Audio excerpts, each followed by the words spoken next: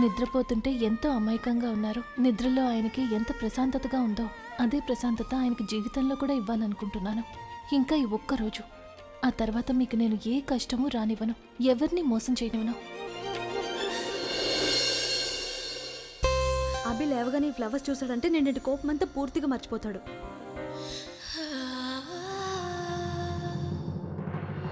ఎక్కడికొస్తున్నావు? నీకెందుకు? నాకు కాకపోతే ఇంకెవరికి కావాలి?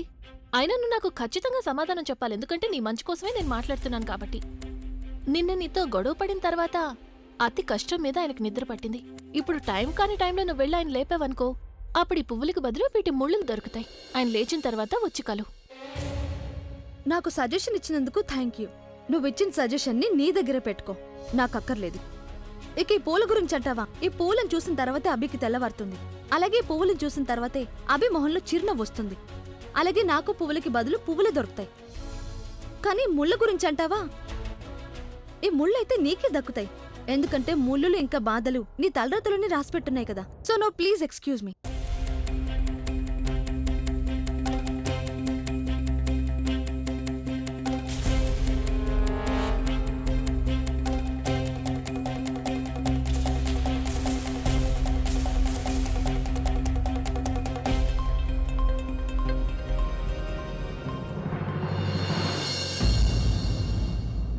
ప్రెగ్నెంట్గా ఉన్నావు కదా, కూర్చో. నువ్విలా నిలబడి ఉండడం చూస్తే ఆయన కొంచెం కూడా నచ్చదు. సరే, ఇది పట్టుకో.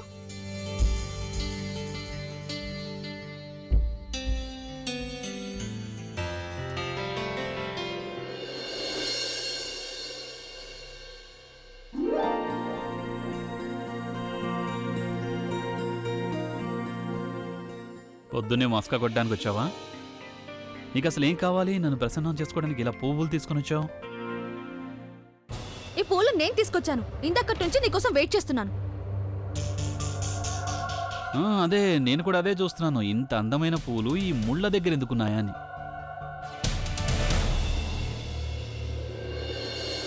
ఇదిగో అభి. అభి, నిన్న జరిగిన దానికి ఐఎమ్ సారీ. ఒకవేళ నాకు డాక్టర్ దగ్గర అపాయింట్మెంట్ లేదంటే నేను నిన్ను వదిలి ఎక్కడికి వెళ్ళేదాన్ని కాదు. ఇక మీదట నీకు ఎప్పుడు నా అవసరం ఉన్నా సరే అప్పుడు నేను అన్ని ఇంపార్టెంట్ పనులన్నీ వదిలేస్తాను, కానీ నిన్ను మాత్రం వదలను. ప్రామిస్? పక్కా ప్రామిస్. ఇక ఈరోజు రాత్రికి నేను మన ఇద్దరి కోసం ఒక రొమాంటిక్ డిన్నర్ని ప్లాన్ చేశాను. ఏమంటున్నావు నువ్వు? ప్రతిరోజు నా ఉదయం ఇలాగే ప్రారంభమైతే బాగుంటుంది. రోజు పొద్దున్నే తాజా తాజా పువ్వులు, అలాగే రాత్రికి రొమాంటిక్ డిన్నర్. చూడు, అక్కడ ఏర్పాట్లన్నీ చాలా పర్ఫెక్ట్గా ఉండాలి. నాకు ఏదైనా సరే పర్ఫెక్ట్గా ఉంటే నచ్చుతుంది. Of course Abhi. Excuse me, నేను ఇప్పుడే వస్తాను. ఎక్కువగా సంతోషించాల్సిన అవసరం లేదు. నువ్వు మర్చిపోకూడదు, ఉదయం చక్కగా విచ్చుకున్న ఈ పువ్వులు రాత్రికి వాడిపోయి తీరాల్సిందే. డిన్నర్కి తీసుకెళ్తానని నువ్వు ప్రామిస్ చేశావు, కానీ ఆ డిన్నర్ కోసం డబ్బులకు కూడా నువ్వు నా దగ్గరికి కదా రావాలి. అంత నీచమైన రోజులు రాలేదు నాకింకా.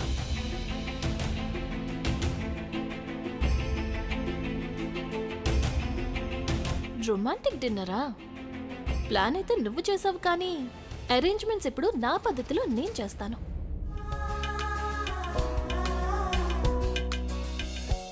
ఎవరి గురించి మాట్లాడుకుంటున్నారు? ఏం లే జానకి, ఊరికే ఏదో మామూలు విషయాలే మాట్లాడుతున్నాం. పర్లేదక్కయ్యా, నాకంతా అర్థమవుతోంది. నేను వంటగదిలోనే ఉన్నాను, కానీ నా చెవులు ఇక్కడ విషయాలనే వింటున్నాయి. ప్రజ్ఞ గురించి మాట్లాడుతున్నారు కదా. తను ఏదైతే చేస్తోందో కావాలని చేస్తోందని, తను చెడ్డది కాదు అని, చెడ్డదానిలో నాటకం ఆడుతోందని, అంతేనా?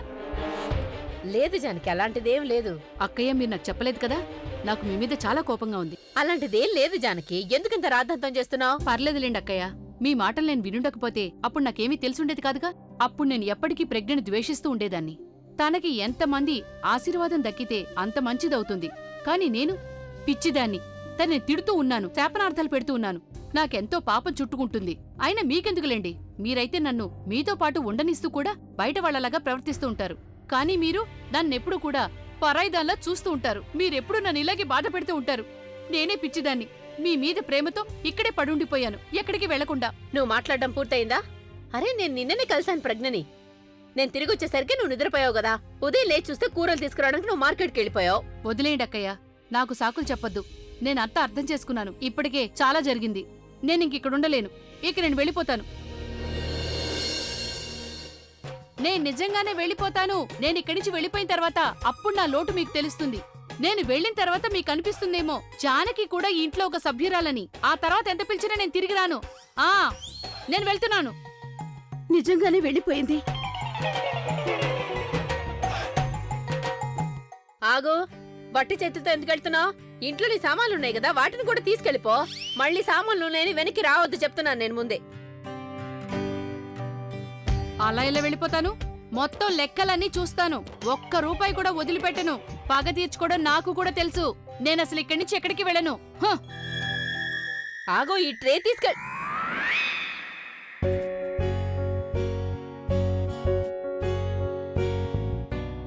రాజ్ ఇదిగోండి.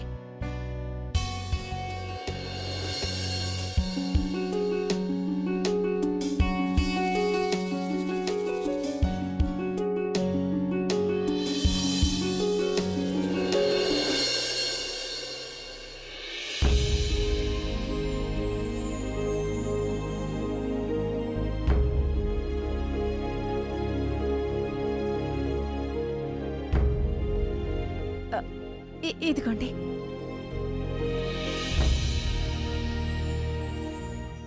మీరు అసలు ఏం చేస్తున్నారు రాజ్?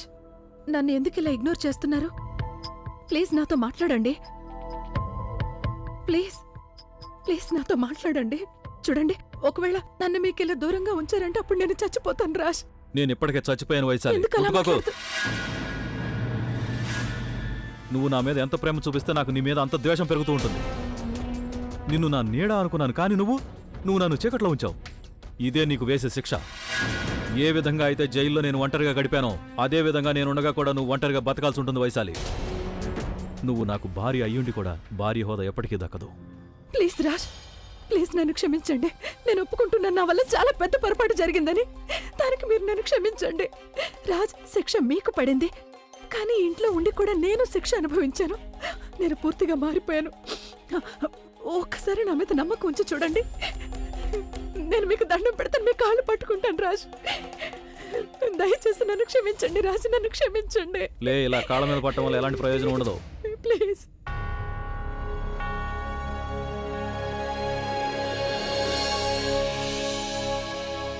వైశాలి, కాళ్ళు వదులు.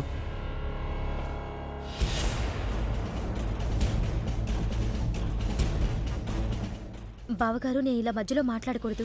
అయినా కూడా నేను మిమ్మల్ని వేడుకుంటున్నాను. మీరు కనీసం ఒక్కసారైనా వైశాలి అక్కని క్షమించలేరా? ఒక్కసారా? అర్చన, ఒక్కసారి కాదు, చాలాసార్లు నేను తనను క్షమించాను. కానీ కొన్ని పొరపాట్లు ఎలా ఉంటాయంటే క్షమాపణ ఉండదు, కేవలం శిక్ష మాత్రమే ఉంటుంది. కొంతమంది ఎప్పటికీ కూడా మారే అవకాశం ఉండదు. వాళ్ళ అలవాట్లు మారతాయేమో కానీ వాళ్ళ ఆలోచనలు ఎప్పటికీ మారవు. వాళ్ళకి మోసం చేయడం ఒకసారి అలవాటయిందంటే ఎప్పుడూ కూడా ఇలాగే మోసం చేస్తూనే ఉంటారు. లేదు బావగారు, మీరు అనుకుంటున్నట్టు ఏమీ జరగదు. మీరు ఎలా అంటే వైశాలి అక్క అలాగే చేస్తుంది. కేవలం ఒకే ఒక్కసారి ప్లీజ్. అర్చన, ఆకాష్ నీ విషయంలో ఏదైతే చేశాడో దానికి నువ్వు తనను క్షమించేసి ఉండొచ్చు. ఒకవేళ ఆకాష్ మళ్ళీ నీకు అలాగే చేస్తే అప్పుడు నువ్వు తనను క్షమించగలవా? క్షమించగలవా? Raj, please please Raj, please.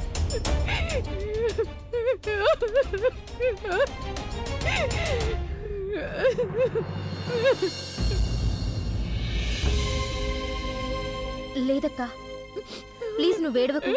బావగారు నిన్ను ప్రేమిస్తున్నారు, కానీ ఇప్పుడు కొంచెం కోపంగా ఉన్నారు. కాస్త ఓపిక పట్టు, అంతా అదే సర్దుకుంటుంది. ప్రేమిస్తే మరి నన్నెందుకు క్షమించడం లేదు అర్చన? ఆయన నన్ను క్షమించాలంటే నేను అసలు ఏం చేయాలి అర్చన? ప్లీజ్ ఏడవకక్క, అంతా సర్దుకుంటుంది.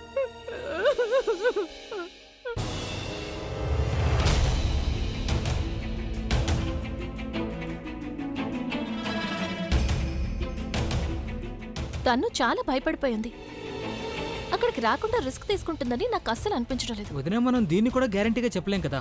తను తన బాయ్ ఫ్రెండ్తో కాకుండా ఒంటరిగా అక్కడికి వస్తుందేమో ఎవరికి తెలుసు? ప్రవీణ్, దాని గురించి నేను గ్యారంటీగా చెప్పలేను, కానీ ఈ టైంలో తను చాలా భయపడిపోయింది కాబట్టి ఒంటరిగా వచ్చే ప్రయత్నం అయితే చెయ్యదని అనిపిస్తోంది. తను ఒంటరిగా వచ్చినా లేక ఆ వ్యక్తితో కలిసొచ్చినా మనకున్నది ఈ ఒక్క అవకాశమే అనేది మాత్రం మనం అస్సలు మర్చిపోకుండా ఉండాలి. అలాగే మనం వేసిన ప్లాన్ లో ఎలాంటి తప్పు జరగడానికి వీల్లేదు, ఏ సమస్య రావడానికి వీల్లేదు, అలాగే ఎలాంటి గందరగోళం జరగకూడదు.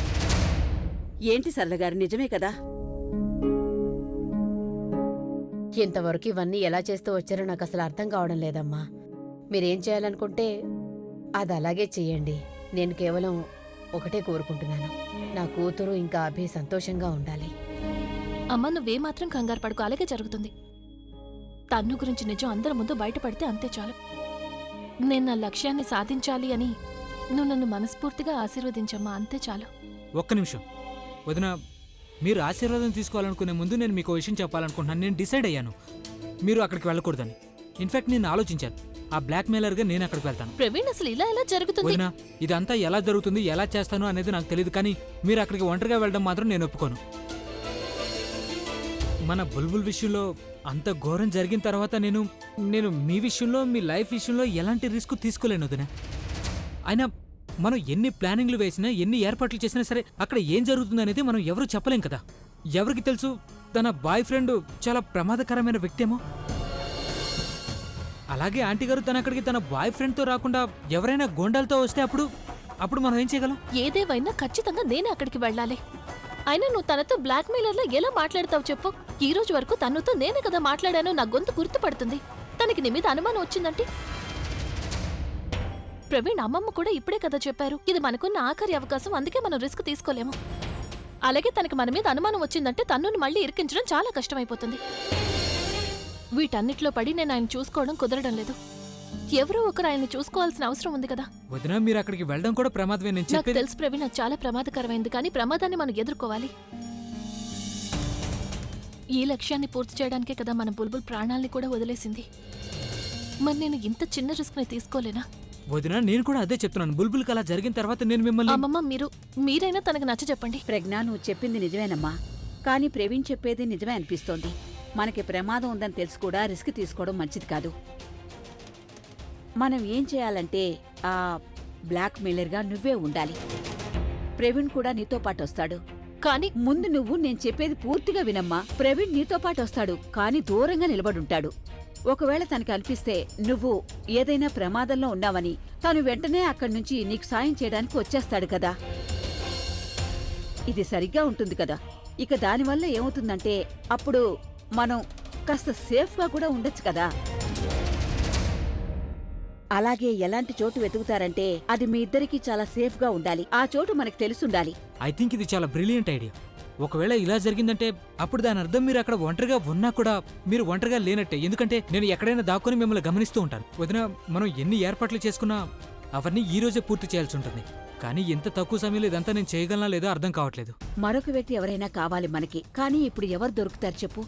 అమ్మమ్మ, రఘు ఉన్నాడు కదా, నేను రఘుకు చెప్తాను. ప్రవీణ్ ఎలా చెప్తే తను అలా చేస్తాడు, సరేనా? That's perfect. వదిన, టీం అయితే రెడీగా ఉంది, ప్లాన్ కూడా వర్కౌట్ అవుతుంది. వీలైనంత త్వరగా మనం తన్ను కథని ముగించేయాలి. ఏంటిదంతా ఇలా డల్గా మూడ్ లేకుండా ఎన్ని రోజులుంటాను? నా ప్రపంచం అంతా బ్లాక్ అండ్ వైట్ అయిపోయింది. బాగా బోర్ కొట్టేస్తుంది నాకు. మ్యూజిక్ కూడా సరిగా చేయలేకపోతున్నాను. తన్ను డిన్నర్కి తీసుకెళ్ళాలని అనుకుంది, కానీ ఏం లాభం? తిరిగి వచ్చిన తర్వాత మళ్ళీ ఇదే మూడ్కి వచ్చేస్తాను కదా.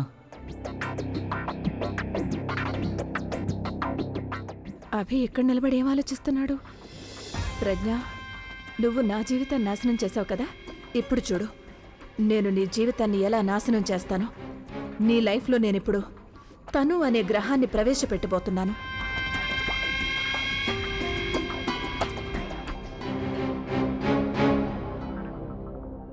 అభి, ఏమైంది?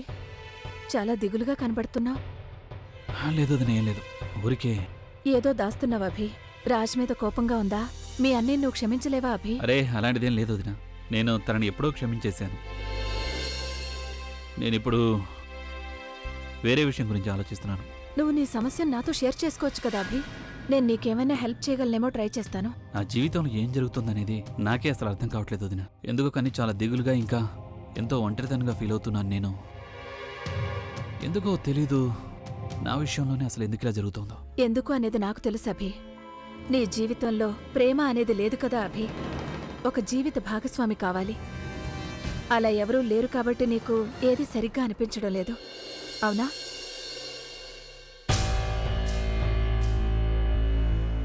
అలాంటిదేం లేదు. అదే నిజం అభి.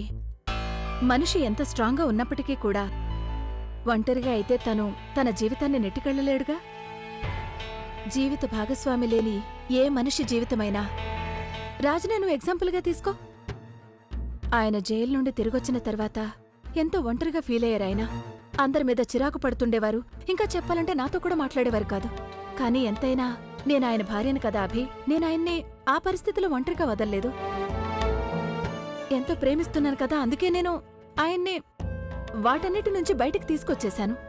ఇక అదే ప్రేమ కారణంగా మా ఇద్దరి మధ్య మొత్తం అంత ముందులాగా మామూలుగా అయిపోయింది. ఇక అదే కారణం వల్ల ఆయన తన కుటుంబంతో కూడా నార్మల్ అయిపోయారు. అవునా?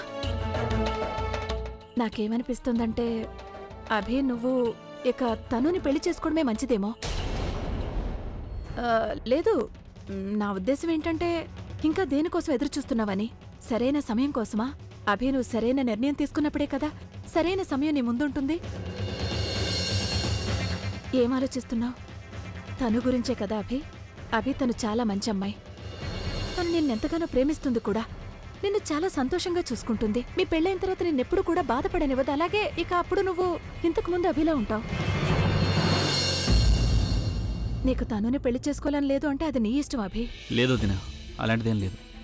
నేను పెళ్ళంటే చేసుకుంటే అది తన్నునే చేసుకుంటాను. తను నా బిడ్డకి తల్లి కాబోతోంది. నేను తనకు అన్యాయం ఎలా చేస్తాను? కానీ నువ్వు చాలా పెద్ద తప్పు చేస్తున్నావు కదా. నీకు మాత్రమే కాదు, తనుకు కూడా అన్యాయం చేస్తున్నావు. అభి, దేనికైనా సరే ఒక సరైన సమయం అంటూ ఉంటుంది. పైగా నువ్వు పెళ్లి చేసుకోవడానికి ఇప్పుడు ఇదే సరైన సమయం కూడా. ఒకవేళ నువ్వు ఇలా అనుకుంటున్నావేమో మొత్తం అంతా ఇంతకు ముందులాగా మారిపోతుందని. ప్రజ్ఞ నీకు నీ డబ్బు అలాగే ప్రాపర్టీ తిరిగి ఇచ్చేస్తుంది, ఆ తర్వాత నువ్వు పెళ్లి చేసుకుందామని అనుకుంటే నువ్వు తప్పుగా అనుకుంటున్నావు. ఎందుకంటే అలా ఇప్పుడేమీ జరగదు. నేను ప్రజ్ఞ మాటల్ని విన్నాను.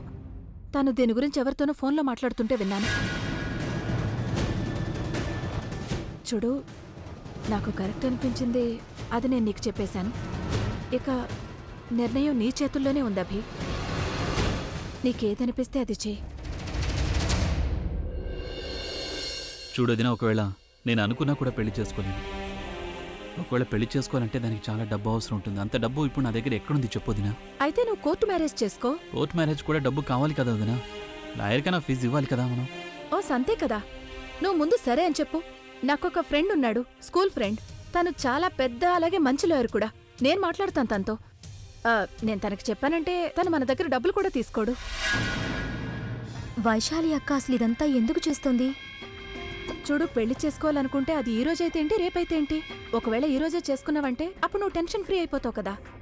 అయినా ఎక్కువగా ఆలోచిస్తూ ఉన్నావంటే నీ బుర్ర రోజు రోజుకి డల్ అయిపోతూ ఉంటుంది. పెళ్ళైన తర్వాత మీరిద్దరు సంతోషంగా ఉంటారుగా. నువ్వు సంతోషంగా ఉంటే అమ్మమ్మకి సంతోషం, అలాగే మాకు సంతోషం. కావాలంటే నేను తనతో మాట్లాడతాను. వదిన, యాక్చువల్లీ ఈ ఐడియా బాగుంది. మనం ఇటుండాలి లేకపోతే అటువైపు ఉండాలి. సరే వదిన, నువ్వు నీ ఫ్రెండ్తో మాట్లాడి చూడు. ఒకవేళ తను ఫ్రీగా ఉన్నారంటే ఈరోజు వెళ్ళి తనని కలిసి వస్తాను. చాలా సరైన నిర్ణయం తీసుకున్నావు. నేను తనతో మాట్లాడి నీకొచ్చి చెప్తాను. అది నిజమే. పెళ్లి చేసుకోవాలనుకున్నప్పుడు కోర్ట్ మ్యారేజ్ అయితే ఏంటి, గ్రాండ్ మ్యారేజ్ అయితే ఏంటి, అన్ని పనులు త్వరగా అయిపోతే నేను నా పెళ్లి కూడా త్వరగా చేసుకుంటాను.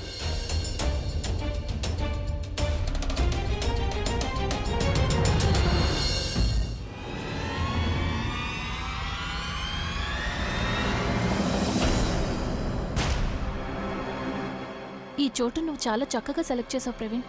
వదిన, అన్నిటికంటే ముందు మనం 4 వైపులా కెమెరాలు ఇంకా ఈ మైకుల్ని పెట్టాల్సి ఉంటుంది. ఇక ఈ కెమెరా ఎలాంటిదంటే ఎంత చీకటిగా ఉన్నా క్లియర్గా కనిపిస్తుంది. కానీ కెమెరా ఎందుకు? కెమెరా ఎందుకంటే వదిన, తన్ను ఇక్కడికి ఒంటరిగా వచ్చిందనుకోండి, మీరు ఇలా కూడా చేయొచ్చు కదా. తన్ని మాటలో పెట్టి తనతో మొత్తం నిజం చెప్పించేయచ్చు కదా. అప్పుడు తను చెప్పేదంతా ఈ కెమెరాలో రికార్డ్ అవుతుంది. అభికి చూపించడానికి ఎందుకంటే మంచి ఆధారం ఇంకే ఉంటుంది. You're right Praveen. ఒకవేళ తన్నుతో ఆ వ్యక్తి కూడా వచ్చాడు అంటే అతను కూడా ఆ కెమెరాలో క్యాప్చర్ అవుతాడు. ఇక అప్పుడు అది బై 1 గెట్ 1 ఆఫర్ అవుతుంది కదా. చూడు రఘు, నీ మీద ఎంతో నమ్మకంతో ఈ విషయాలన్నీ నీకు చెప్పాను. ఈ విషయాల్ని ఎవరికీ తెలియకుండా చూసుకో. మేడం, మిమ్మల్ని నేను మేడం అని పిలుస్తున్నాను, కానీ నిజానికి మిమ్మల్ని సొంత అక్కలాగా అనుకుంటున్నాను. మీకు సాయం చేయడానికి నేను ఏమైనా చేయగలను. ఒకవేళ ఈ విషయం మీరు నాకు ముందుగానే చెప్పుంటుంటే ఈ పని నేను ఎప్పుడో చేసుండేవాడిని. కానీ మీరు కంగారు పడకండి. నేను మీ నమ్మకాన్ని ఒమ్ము చేయను మేడం. Thank you. పద.